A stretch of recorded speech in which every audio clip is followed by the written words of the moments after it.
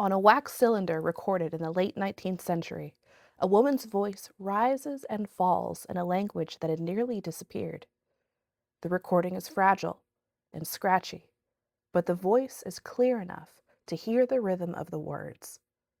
Today, those recordings are believed to be the only surviving audio of a Tasmanian Aboriginal language. The woman singing is Fanny Cochrane Smith. Fanny was born in the 1830s on Flinders Island off the northern coast of Tasmania. By the time she was born, the world of the Tasmanian Aboriginal people had already been shattered. Decades of violent conflict, disease, and forced relocation had drastically reduced the indigenous population of Tasmania. Many survivors had been moved to settlements on Flinders Island by colonial authorities. Fanny grew up in one of those settlements. Her parents were among the Aboriginal people who had been removed from their traditional lands during what is often referred to as the Black War, a brutal period of conflict between British colonists and Aboriginal communities in Tasmania during the early 19th century. Life on Flinders Island was harsh. The settlement struggled with disease, poor conditions, and the cultural dislocation caused by removal from ancestral lands. Over time, many of the traditions and practices that had defined Tasmanian Aboriginal culture were at risk of being lost. As Fanny grew older, she moved to the mainland of Tasmania, where she built a life with her husband and raised a large family. She worked hard to support them, farming land and running a boarding house. But she also carried something that few others still had. She remembered the songs and language of her people. By the late 1800s, many Europeans believed that Tasmanian Aboriginal culture had effectively vanished. Fanny knew that was not true.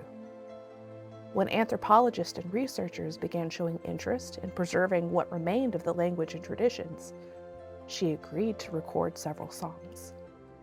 In 1899, and again in the early 1900s, Fanny Cochrane Smith was recorded singing traditional songs into an early phonograph. The technology used wax cylinders, fragile objects that could capture only a few minutes of sound. But those recordings survived.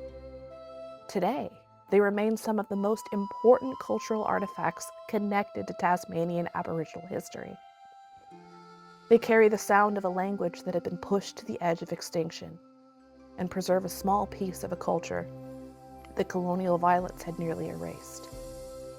Uniquely, the original cylinders have not been played since the 1980s because each playback damages them. The stylus literally scratches the wax. They're preserved as cultural treasures, not as listening copies. However, MP3 recordings of the audio are actively used today in the Palawakani language retrieval program, helping descendants reconnect with the language of their ancestors. For years after her death, some historians wrongly described Fanny as the last Tasmanian Aboriginal person.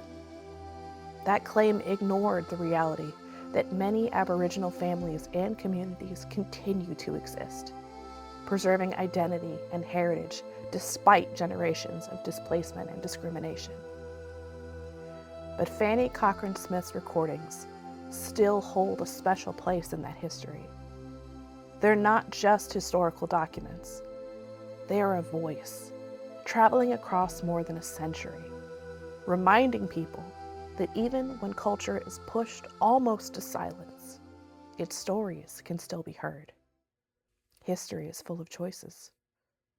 Which one would you make?